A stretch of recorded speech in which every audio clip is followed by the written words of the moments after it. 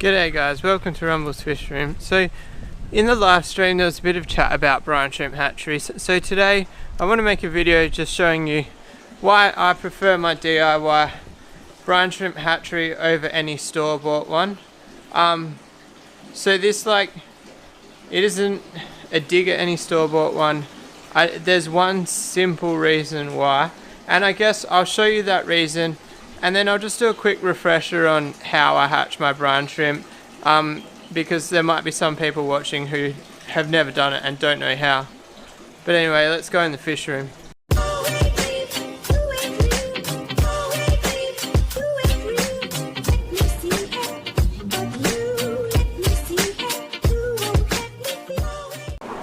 Alright guys, so this is my brine shrimp hatchery. Very simple little setup. It used to have a light bulb there and a door on it, and I was combating a problem with heat, and I took the door off and I took the light out, and this was night time, and this is morning. I didn't put the airline in it this morning. What time? Hopefully that'll be alright still. They might not hatch now, but we'll see. So what was happening is, after I took the light out, I didn't really think about it, but these ones were still hatching quite fine, the morning ones, and then these ones weren't hatching, and it's because the morning ones has the daylight during the day to hatch them, but the nighttime one was pitch black at night, and it wasn't hatching them. So I've actually got a new little light for this, but I haven't put it in yet. But anyway, I told you at the start of the video I'd tell you why I like these so much. Alright, so I've got these air lines which are loose. They just literally sit in there like that. Great for cleaning them because I can just, there's nothing attached to this. Like it's a free hanging fruit, easy to take from the tree. So there is a couple of store-bought ones that have that same method. This here is the main reason. I guess I'll show you why. So we can just get some water out of this fish tank here. That'll do. So basically, when I've got my brine shrimp eggs in there, I take that airline out, I feed the rest of the fish room, and so like I hold my little tub there.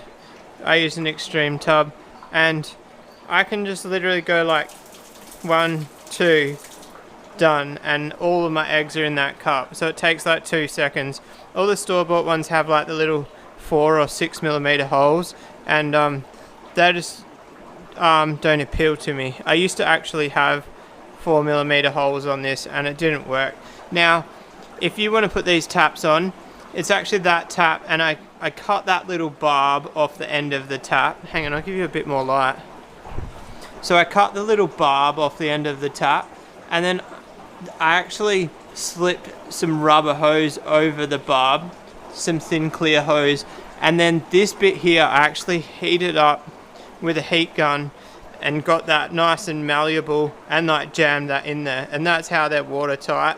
I've had a few people message me saying they've tried to do this and they couldn't fit that in there, but if you are planning on doing it, that's how I did it. So there's like a little 10-20 millimeter piece of silicone hose wedged between there, but if you just try to put it on, it doesn't work. It does take the finesse, a bit of finessing, and a heat gun.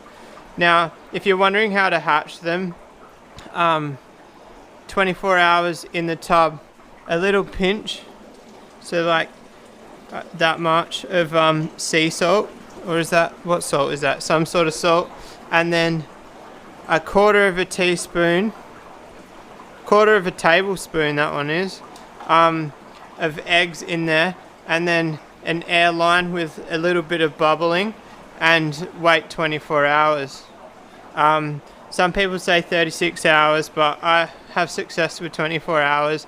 And then you take the airline out, and when you take the airline out, the hatched eggs will rise to the top, and all the brine shrimp go to the bottom, and that's why I've got that there. So you basically tip all the brine shrimp into that, and then once you've done that, I clean that and recycle it, and I just do that every morning. What was all the other points I wanted to make about this? Oh, so obviously this room is temperature controlled. If you don't have a temperature controlled room, you can actually just hang that, make like a hook, or yeah, some sort of silicon, some polystyrene to it or something, and you can actually float this in your tank, and the tank water will keep this at temperature. In here they sit at like 24 degrees, 26 degrees, and they hatch fine. So yeah, that's my brine shrimp hatchery, and that tap there is the sole reason that I'm not willing to buy a store-bought version of it. Oh, and one thing I'll show you guys is a hot little tip if you're going to build one of these. I actually bought 2 of these bottles, and if you look here, I don't know if I'll be able to separate it now, it's been on there that long. So can you see there, that's actually, there you go, focus. That's actually another bottle, and I just cut that sleeve out of the other bottle, and that way the weight doesn't crush it. Handy little tip. I only cut just enough off that end so it would slip over that collar. So yeah, if you're going to build one of these, buy 2 bottles per thing. So there's actually 4 bottles total here, if that makes sense. So obviously, like I said, it's not a dig at any store-bought ones. Everybody's in a different situation. Everybody has different hand skills. The one thing I will say is, across the board, there's no brine shrimp hatchery that meets the value for money of just using a water bottle. Go to obviously those water bottles. I tried to get like V-shaped ones. I like went to Coles, and like I think they ended up being sparkling bottled water. But yeah, it's just tailored to my needs, and if you're gonna do it at home, there's maybe something else that's tailored to your needs.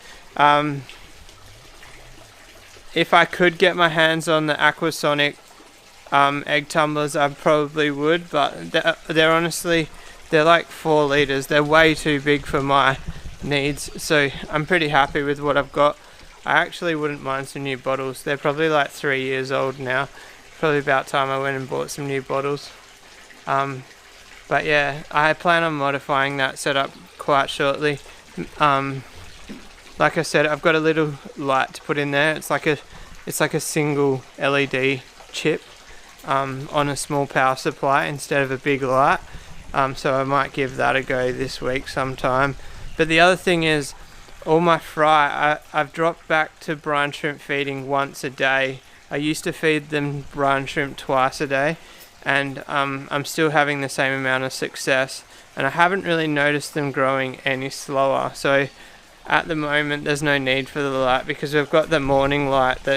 So what I think it is the brine shrimp, the first like 8 hours you put them in the container tumbling, that's when they need the light to like get the cycle going, and then the last 12-14 hours they don't actually need the light because they've already like kicked off growing. I think that's what it is anyway. Drop a comment if you know more about that sort of light situation than me, or if I'm correct or wrong. But anyway guys, if you like this video, give it a thumbs up.